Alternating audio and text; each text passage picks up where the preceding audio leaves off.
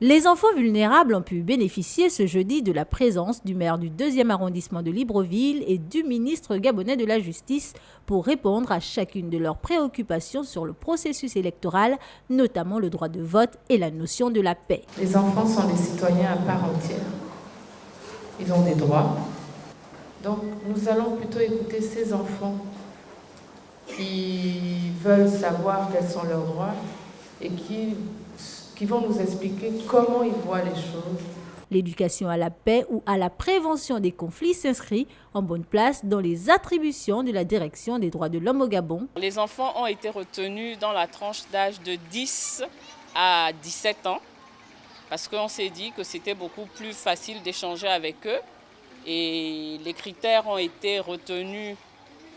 d'âge ont été retenus ensemble, c'est-à-dire que comme vous l'avez vu, l'activité a été menée par le ministère de la Justice en collaboration avec l'ONG Face à Demain. En période de tension, l'éducation n'est pas souvent considérée comme aussi importante que d'autres droits et est souvent négligée. Pourtant, dans ces situations, l'éducation est vitale pour chaque enfant puisqu'elle leur apporte bien plus que le droit d'apprendre. La paix, c'est vivre en harmonie avec son pays. J'ai appris que la paix, c'est vivre en harmonie avec tout le monde.